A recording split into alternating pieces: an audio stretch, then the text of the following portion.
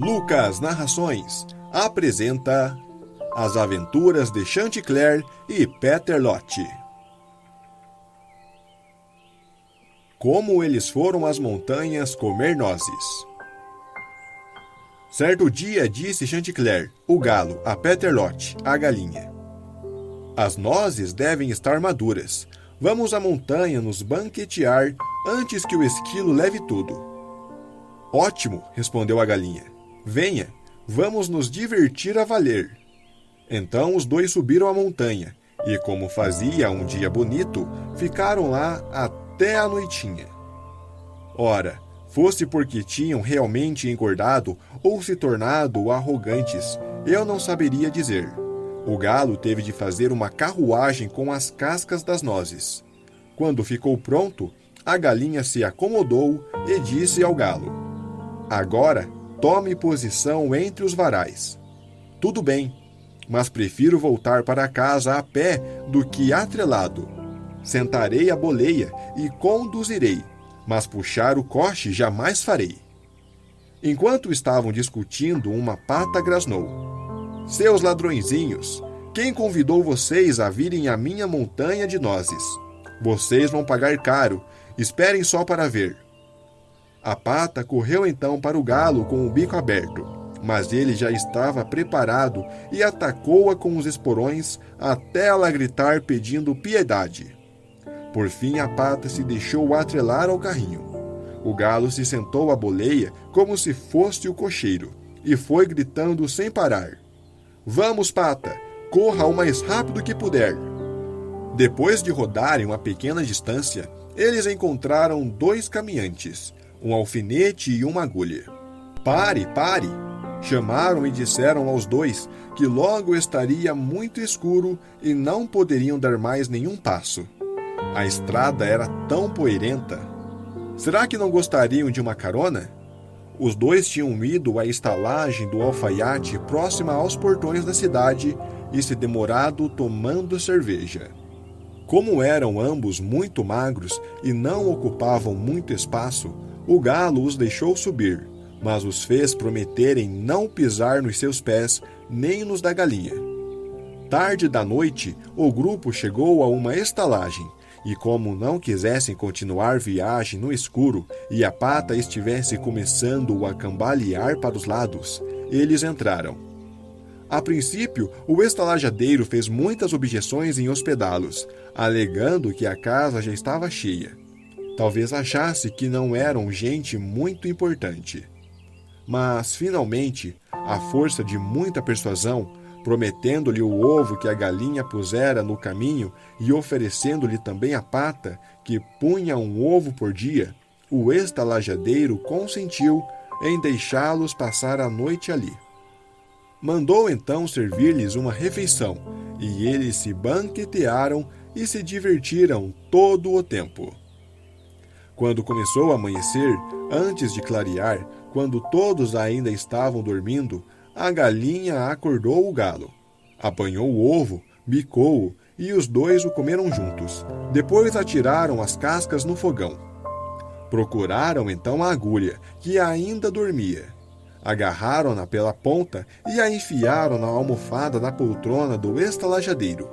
O alfinete eles enfiaram na toalha do homem e sem mais demora saíram voando pelo brejo. A pata, que preferia dormir ao ar livre e ficara no quintal, ouviu os dois passarem e se levantou. Encontrou um rio e saiu nadando correnteza abaixo. Era um jeito muito mais fácil de viajar do que atrelada a um carrinho.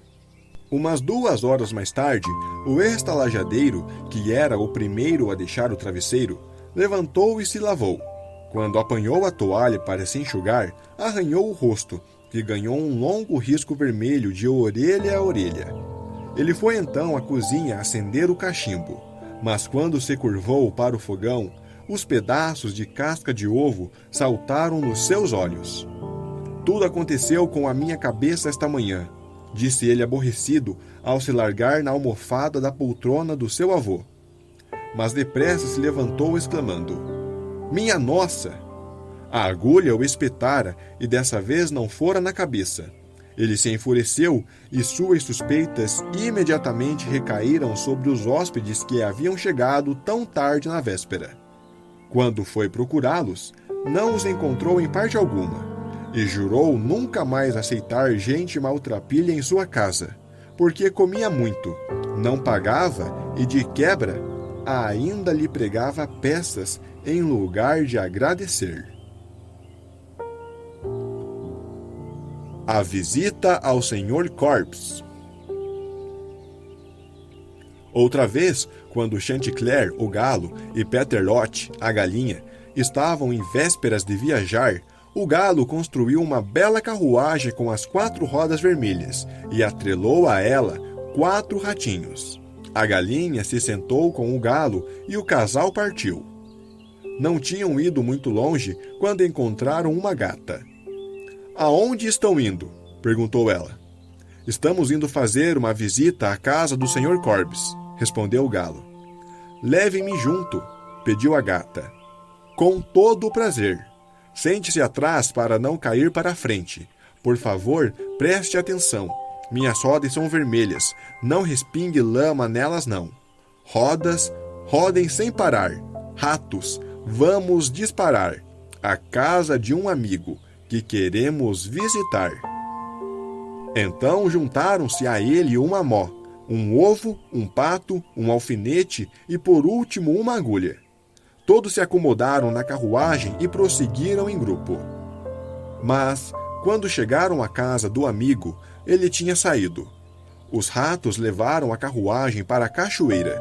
A galinha e o galo voaram para um poleiro. O gato se sentou junto ao fogão. O pato se deitou ao lado da vara do poço. O ovo se enrolou na toalha. O alfinete se enfiou na almofada. A agulha, de um salto, enterrou-se no travesseiro da cama e a mó descansou encostada à porta. Quando o Sr. Korbes chegou em casa e foi acender o fogão, o gato atirou cinzas em sua cara. Ele correu à cozinha para se lavar e o pato espirrou água em sua cara. Agarrando a toalha para se enxugar, o ovo escorregou, se partiu e grudou em seu olho. Ele quis descansar e se sentou na poltrona, e o alfinete o picou. O homem ficou muito zangado. Atirou-se na cama, deitou a cabeça no travesseiro e a agulha o espetou e o fez gritar. Furioso, ele quis correr para fora, mas quando alcançou a porta, a mó caiu em sua cabeça e o matou. Que malvado devia ter sido esse amigo! A morte da galinha. Peterlot e Chanticleer foram à montanha de nozes em outro dia e combinaram que quem achasse uma noz a repartiria com o outro. A galinha encontrou uma noz enorme, mas não disse nada com a intenção de comê-la sozinha. Porém, a casca era tão grande que ela não conseguiu engoli-la. A noz ficou entalada em sua garganta e ela teve medo de sufocar. Gritou: "Chanticleer, Chanticleer, vai correndo buscar um pouco de água o mais rápido que puder, ou sufocarei." Então o galo correu o mais rápido que pôde ao poço e disse: "Poço, poço, você precisa me dar um pouco de água. Peterlot está na montanha das nozes, engoliu uma noz grande demais e está sufocando." O poço respondeu: "Primeiro você precisa ir correndo à minha noiva, dizer a ela para lhe dar um pedaço de seda vermelha." Chanticleer obedeceu. "Noiva, noiva, me dá um pedaço de seda vermelha. Darei a seda ao poço e o poço me dará um pouco de água para levar a Peterlot, que engoliu uma noz enorme e está sufocando."